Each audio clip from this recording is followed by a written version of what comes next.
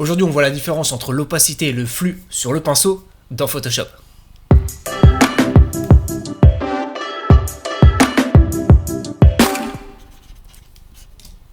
Salut, c'est Alex pour la retouche, j'espère que vous allez bien. Aujourd'hui, je vous parle d'un petit réglage qui pour moi fait la différence. Ce petit réglage, c'est le flux. Quand vous actionnez le pinceau, vous avez le choix entre l'opacité et le flux. Ça va tout simplement déterminer l'impact de votre coup de pinceau sur vos photos, sur vos effets. Donc ça va essentiellement se jouer sur un masque de fusion. En l'occurrence pour moi, ça se joue là-dessus. Et notamment sur le Dodge & Burn, sur ma façon de peindre donc mes effets. Vous allez voir que la différence est minime, mais une fois que vous l'avez en main, ça peut vraiment faire la différence sur la diffusion donc, de vos effets sur vos photos. On voit ça tout de suite dans Photoshop. Donc nous sommes dans Photoshop et nous allons essayer de voir comment on peut essayer de tirer avantage du réglage flux dans notre façon de peindre dans Photoshop. Avant de commencer, pour décrire le réglage flux, je dirais que c'est un réglage naturel, tandis que l'opacité, je dirais que c'est plus un réglage numérique. L'opacité permet d'additionner l'opacité en peignant sur une couche à chaque nouveau coup de pinceau. Le flux permet d'additionner l'opacité en peignant sur une couche à chaque nouveau passage de pinceau.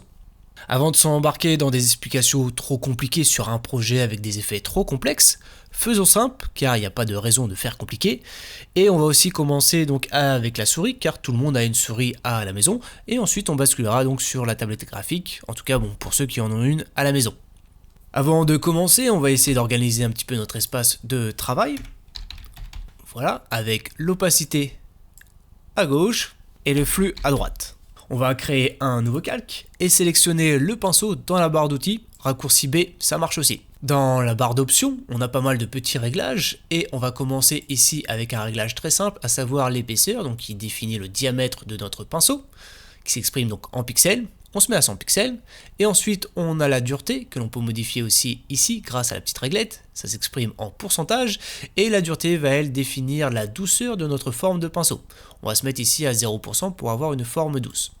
Ensuite, on a les modes de fusion, on va pas en parler dans cette vidéo car on veut se focaliser sur l'opacité et le flux et il y a pas mal d'informations pour bien comprendre donc la différence entre ces deux réglages qui peuvent vraiment faire la différence sur votre façon de révéler vos effets dans Photoshop. Donc on a l'opacité dans un premier temps avec une petite réglette que l'on va pouvoir donc modifier juste ici ou alors directement en se mettant sur opacité, là aussi on a une petite réglette et on peut donc partir sur la gauche ou sur la droite pour définir l'opacité. Pareil sur le flux, ça marche aussi. On va commencer dans un premier temps avec une opacité à 100% et un flux à 100%. Si comme moi vous avez la touche majuscule d'enfoncer, vous devriez voir la cible. Si vous voulez récupérer le diamètre de votre pinceau, je vous invite à retaper majuscule. Donc on commence avec une opacité à 100% et un flux à 100%. On va mettre un premier coup de pinceau comme ceci. Et vous voyez que j'ai beau repasser à chaque fois sur la même couche, avec un seul clic enfoncé, j'obtiens donc la même opacité, à savoir 100%. Ma couleur est totalement noire, il n'y a pas d'effet de transparence. Si maintenant j'utilise une opacité à 50%, je vais faire un premier clic gauche comme ceci, rester enfoncé et repasser sur la même couche. Vous voyez que mon opacité ne change pas, je peins à 50%, ce qui me donne un gris moyen, comme ceci. Je fais plusieurs passages et à chaque fois j'obtiens 50%. Si maintenant je me mets à une opacité de 20%, je fais un premier clic et je repasse sur la même couche. J'ai toujours mon clic gauche d'enfoncer et vous voyez que je continue donc de peindre à 20%. Si je refais un deuxième clic comme ceci et j'essaye de repasser un petit peu sur la même couche, vous voyez que j'obtiens une différence d'opacité. J'additionne donc mon opacité à chaque fois. Donc là j'ai fait deux clics, je rajoute un troisième clic, un quatrième clic, un cinquième clic, sixième, septième, 8e, 9e, 10e. Et tout doucement, donc je me rapproche de l'opacité 100%. On va essayer d'aller plus loin, maintenant de se mettre à 5%.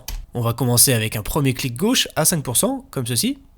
Vous voyez que je repasse plusieurs fois, ça ne bouge pas. Je refais un nouveau clic, comme ceci. Vous voyez que l'opacité augmente à chaque nouveau clic.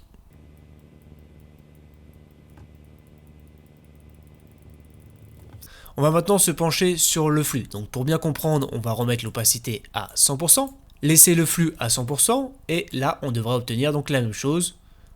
C'est très bien, on n'a pas de surprise que ce qu'on a fait juste avant avec l'opacité à 100%. On va maintenant basculer le flux à 50%. Je peux taper directement sur le pavé numérique pour être bien précis.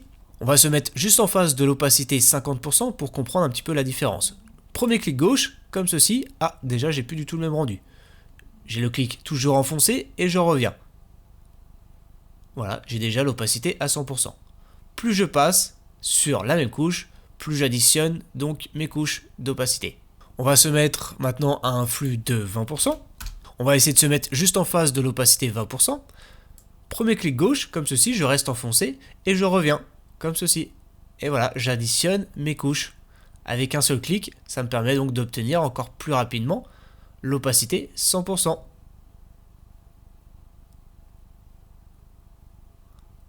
Et si vous remarquez bien, j'ai d'ailleurs un dégradé bien plus léger, plus subtil que ce que j'ai obtenu donc sur l'opacité 20%.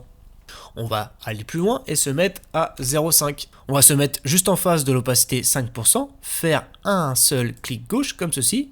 Je laisse mon clic enfoncé et je reviens pour additionner mes couches. Donc entre l'opacité et le flux, on voit bien qu'il y a une réelle différence. On a une meilleure diffusion et fluidité dans notre coup de pinceau sur le flux. On a un effet escalier sur l'opacité que l'on n'a pas donc sur le flux. On va maintenant essayer d'aller un petit peu plus loin. On va se faire de la place comme ceci. Et cette fois-ci, on écrit opacité et flux. On va changer nos petits réglages. Dans l'opacité, on va se mettre ici à 50%. Et dans le flux, on va se mettre à 10%. On va se mettre juste en face de l'opacité à 50% comme ceci et faire un premier clic gauche. Donc là on peint un flux à 10% et on remarque tout doucement qu'on ne dépasse pas l'opacité 50%. On ne pourra donc pas atteindre avec le premier clic 100%. Il faudra envisager donc d'additionner les clics pour envisager d'atteindre 100% d'opacité. Donc là je suis à 2 clics, 3 clics. J'additionne les clics et je vois bien que tout doucement, je peux arriver donc à 100%. On va se mettre à une opacité de 20% et peindre avec un flux à 10%. Chaque nouveau passage, donc, je additionne les couches avec un flux à 10%. Mais voilà, je remarque que je n'atteins pas 100%. Et oui, encore une fois, je ne peux pas dépasser 20%. Il me faudra un deuxième clic, comme ceci, pour additionner mon opacité. Et à chaque nouveau passage, j'additionne le flux. Troisième clic. À chaque nouveau passage, donc, j'augmente le flux. Et à chaque nouveau clic, j'additionne donc l'opacité. Donc comme vous pouvez le constater, on a des effets totalement différents entre l'opacité versus flux et opacité mariée au flux. Donc tout dépend bien sûr de l'effet que vous souhaitez avoir, de la progression de votre coup de pinceau, de l'intensité aussi de ce dernier.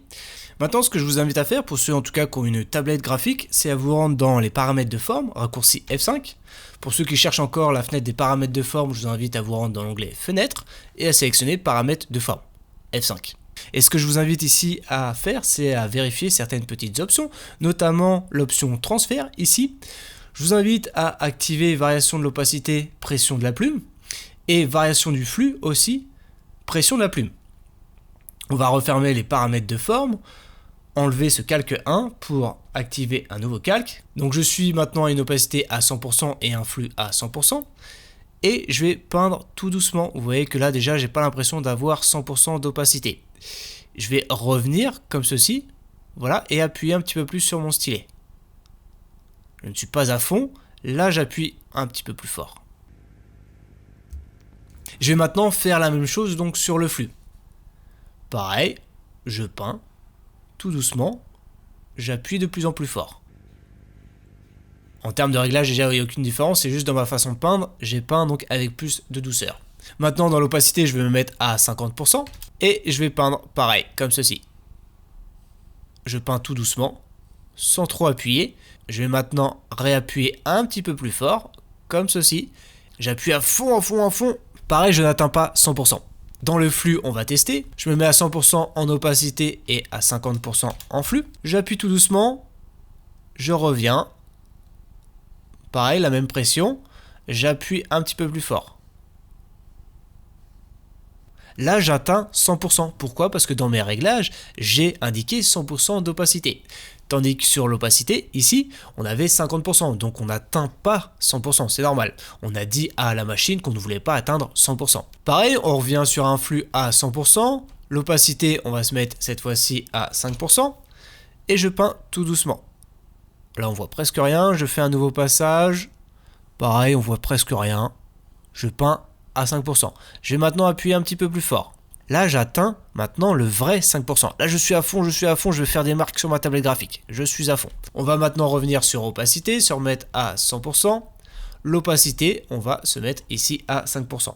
Je peins tout doucement sur ma tablette graphique et j'appuie de plus en plus fort.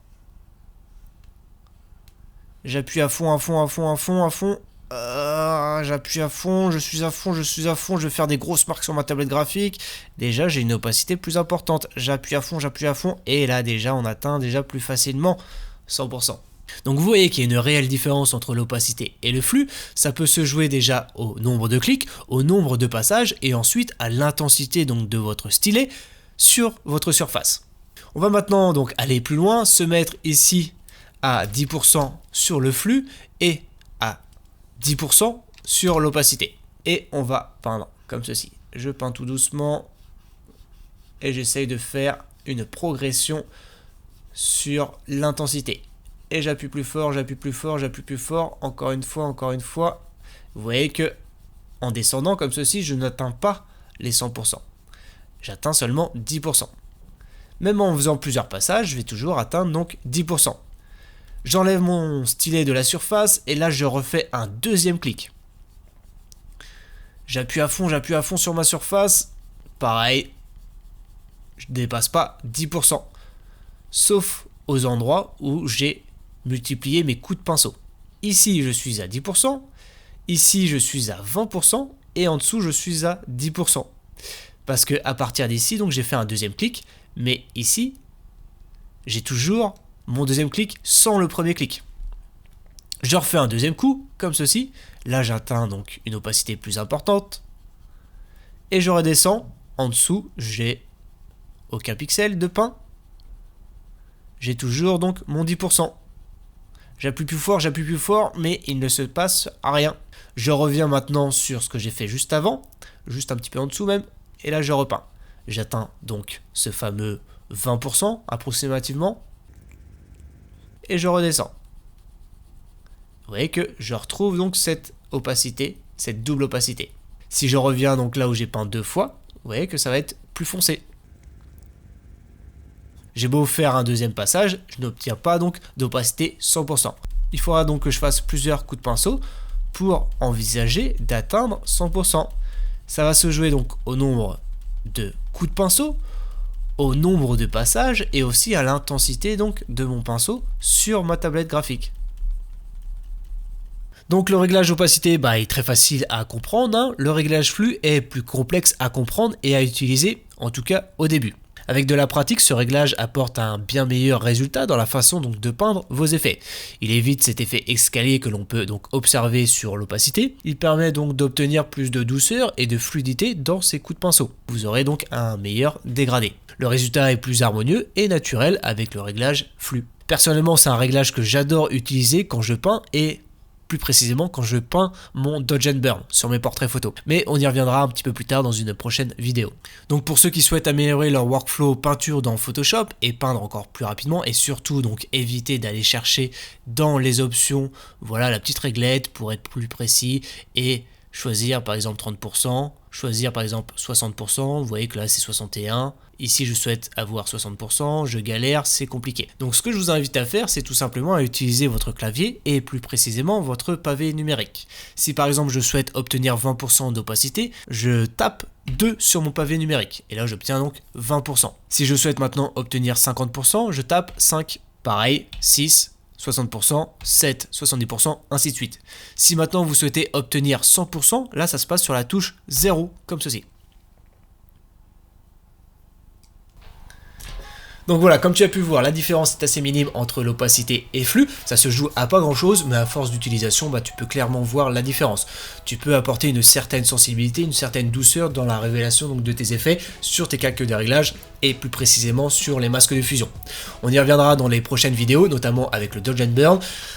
Le flux, ça peut vraiment apporter beaucoup, il faut y aller donc progressivement, et à titre d'information, si toi tu utilises déjà le flux, j'utilise 100% d'opacité et 4%, 8% dans le flux, donc tu vois que je peins progressivement, tout doucement. Si tu as la moindre question, je t'invite à revenir dans les commentaires, je me ferai un plaisir de te répondre. Tu peux aussi proposer des idées de tutos, là aussi, je regarderai ça. Si tu en cherches un petit peu plus que ce que tu trouves sur YouTube, bah, je t'invite à cliquer dans la description. Il y a pas mal de tutos, il y a pas mal d'articles et de ressources aussi sur le site laretouchephoto.com. Et notamment, je vous mets à disposition le pack de brush Photoshop que moi-même j'utilise. Voilà, là aussi, ça se passe dans la description. C'est gratuit, t'as plus qu'à te servir.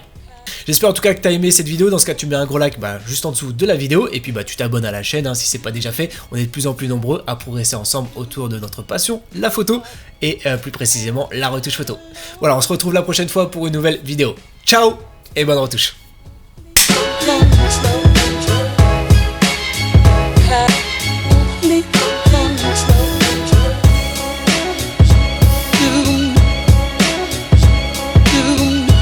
Without have no soul.